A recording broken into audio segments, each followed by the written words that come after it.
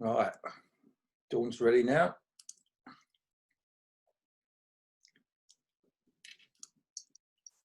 Morning, Dawn. Morning, Mark. Am I too dark? Yeah, but it's dark outside, so I'll leave it though. yeah. Episode 79, Wednesday the 10th of June 2020. How are you? Looking lovely. I'm all right, thanks. I've been busy. I feel a bit tired today, but I've still got lots of things to do, so I'm going out there and doing them. Excellent. Yeah, good. I saw, I don't know what you call them, a gaggle of veteran runners last night. I don't know, you call them a gaggle? I Or think it's a gaggle of geese. I don't think you should refer to veteran runners as flock. geese. A flock, because they were swooshing across the fields. They were all very fit. And amongst them were some of our viewers who are quite vocal, who give good feedback, like Angie Crush was there, and Alan Buckle was there. Tony Fulbert. Tony Fulbert was there. It was good to see them. And there was some quieter ones that are viewing, like Tony Bennett, who prefers us to the BBC. But that's his only contribution to this so far in 78 episodes. But he does watch and he does enjoy it. And he was flying along, looking very good. So, yeah. Made me think, though, as I said to you this morning, I think other than Facebook amongst friends, my social media posting has reduced, especially on Twitter. I'm almost a bit frightened what to put, because it seems like you can put anything down and somebody will have a pop. I'm not talking about me. I'm just talking in general. Some of the stuff. I think some of it is born out of boredom, perhaps, not having anything constructive to do, etc. But I really do think you should find something constructive to do instead of being so destructive in your views, opinions, etc., shooting people down. It is extremely easy to criticise somebody. It's a lot more difficult to be kind and pleasant to somebody, especially if they're annoying. You bite your tongue and you smile sweetly and then go and do something else. Yeah, it made me think, because of all the little initiatives and arguments that have been over the last a year or so, particularly, the Be Kind hashtag, I was almost inclined, I know it hasn't really gone away, but I was quite tempted to bring it back. But then I thought, oh no, I can't be asked, because somebody's going to have a pop at that. So I didn't bother. But you think, oh, come on, everybody, just cheer up a little bit. I mean, even this pulling down, I don't really want to go down this route, but pulling down all these statues, fine, but don't overreact, because there's two ways of seeing it. I mean, as the lady said this morning on the news, she went to Auschwitz, and they tarted it up and cleaned it up and everything. And she said to one of the guys, "I'm not sure we should be doing that and making it look so good." And the guy said, "Well, if we don't, it will just decline and fade away, and we should keep it in our memories to know how bad it was." God, yes. So and that applies to a lot of things. So it's another divisive argument, that just a quick note. I'm in two minds, because there is a lot of film about what happened in the war, etc. We have got lots of film, etc. So I'm not necessarily sure that a place is necessarily to keep it going because it happened there. I think the problem being is then I suppose the people who were part of it and survived it can go back and visit, and it is probably very important for them. But I'm in two minds about it, if you understand what I mean. Part of me says, okay, keep it, but if it falls down into ruin, then bulldoze it, etc. But obviously the people that are still alive and were part of it, it's part of their history and they want to keep it for whatever reason. So that's where I'm at. But I don't know. It's impossible. There's so many people jumping one side or the other on these subjects where it's not so clear. And I think there's dilemmas, but some people seem very positive in their views. And but anyway, we got to be careful, because we've got a few rockers waiting for the music, and they're going to get. Okay.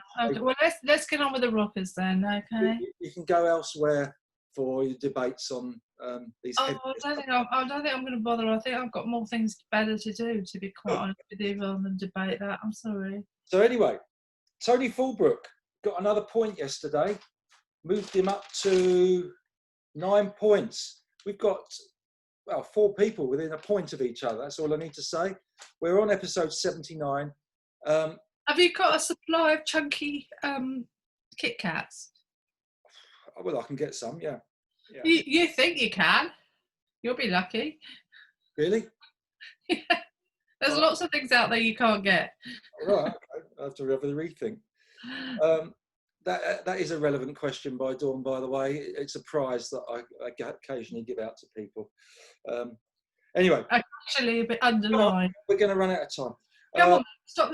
Tony Fulbrook got The Stranglers, Always the Sun, and we're looking for the link, the name of the artist and the song today. Quite a distinctive opening to this, but I don't think I would have got it. But here we go. I'm sure there's somebody who would get it. Quite a well-known song. There you go. That was quite clear, so that was good. Excellent. Yeah, as I say, it's very distinctive, very clear. There you go. Right. Oscar's really causing more problems to the viewers than the music, I think. And yesterday, nobody got Oscar around the Tunbridge AC tent with a happy birthday sign on his own. The answer was Absent Friends. And I thought, that's what people would realise. There's a Tunbridge AC tent up there with nobody around, Oscar on his own. Bit sad, I know. Yeah. We've got another one here for you. So here we go. Here we go. I don't want to do a rollover on the Oscar front. And this isn't Let Sleeping Dogs Lie. No, it isn't, because you'll see the action coming up. Oscar, you're in action now. Come on, look what I've got for you. Good boy, come on. Oh dear. Here we go. Here's your dinner. Here you go, Oscar. Yeah. Wonder if they get the clue today. It's what you see. Right. And Oscar's got a lot to do with this clue. That's another clue. Yeah, up your game, everybody. Right, bit of feedback yesterday, not loads. Alan Buckle wanted to know what the polite word for someone who's never won a race in his life as an athlete. And you came up with one, which was? Loser. Yeah. It was tongue in cheek, but the thing is that I don't agree with this thing with there's no winners, no losers, because I don't think it teaches you anything. Because sometimes you win, sometimes you lose. It's part of life. I mean, no. In Alan's case, he always loses. I'm not dishing you, Alan. Please don't think that. He asked me, and I just said, someone who's never won a race has to be a loser. So I'm sorry. Well, in actual fact, we don't have to organise a race, especially for him, because then he suddenly recalled that he won a walking race in 1979 in a inter-university competition. So he's got a win. But I wonder Angie Crush, you mentioned the Kit Kat. She was awarded a Kit Kat for clearing 2 metres in the pole vault because she'd never, ever won a prize in a competition. And I wonder how many other people are out there who have never won in a sporting competition. But can I just say something? They might not have won in sport, but they must be winning. They could have won something in something else, in something that You're thinking of marrying me, aren't you? No, because I don't think that was my luckiest day, darling. It's a lot of work. No, I know it was in your head there. Yeah. Oh, you shush. Get on with the program. Angie Crush could relate to you being asked questions. Her answer to most questions from her family is same answer as yesterday. Yeah. it is good to ask questions. You're right, but sometimes it does get when you're constantly asked them. It does get to the point where you just think, "Can I just have 5 minutes, please, of not asking any questions?" But you're right; it is impossible not to ask a question, especially if you're concerned about somebody, because at the end of the day, you have to ask them questions to dig out what's wrong with them. Yeah, absolutely. She also has her own competitive rivals. You know, we were talking about the people that. Yes, yeah. I'm a bit concerned though. Some of them are in park runs. You know, it brought to mind Angie busting herself, rinsing herself to beat all these people in park runs. But as most people know, park runs are not a race. They're just an occasion. You know, the organisers are quite clear it's not a race. So bad news for you, Angie. If you do beat them, they're probably not even trying. So there you go. Oh, Burst her, all over her. Oh, honestly. yes, don't be rude. Burst her bubble. That'll do. But she also asked, what would be a perfect day for any viewer? And I think that's a good one, which we'll get onto at some point. Mine was started quite rude, but there you go, and finished quite rude. But we'll see what others come up with. She also supplied a poem and something about football, which I've forgotten because I've jotted down football here. What was that? Don't know. No, I don't know. A poem about babies, basically. And I had to remind her that although you invest a huge amount in your babies in terms of washing and cleaning them and feeding them and cuddling them, they'll be doing the same to you in your old age in reverse. So don't resent it. Okay. Scott brought up a very good point in terms of competition, and I've used this. You can only have one target, really, in truth, on a day, and that is to do the very best you can on that day. If you come away thinking that, you've achieved the only target you can really have. It takes away a lot of the pressure.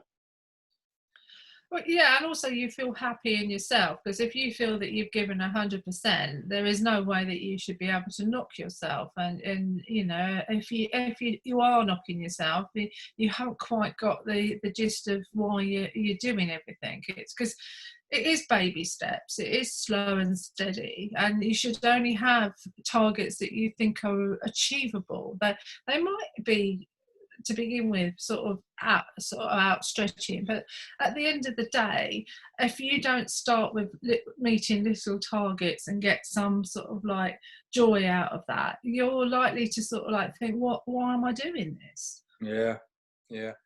But as I say, you can't control what other people are performing. Oh no, you can't. There's no way. Grazia's lady from Ashford that she's trying her best to beat. She's beaten her all year, and then the other lady beat her in the national. And what's Grazia doing? She's dwelling on that national performance and not all the other times she beat her.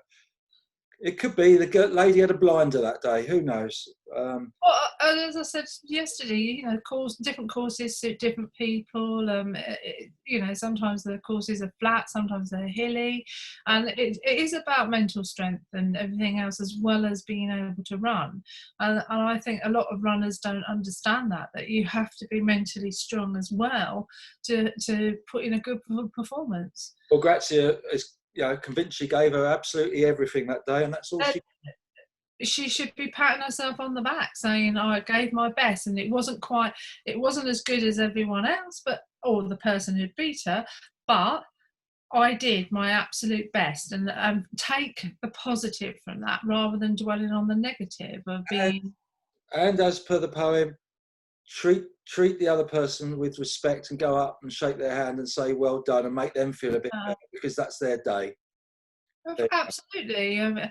What I like sometimes is, like, at a club, it's not always the same person who's winning, and I think that's healthy and good, and it just shows that they should take joy in whoever wins, and you know, they should be consoling the person who loses it to some degree. I mean, I'm not talking about, you know, over zealous celebrations, but I just think that you should recognise it after a race, etc.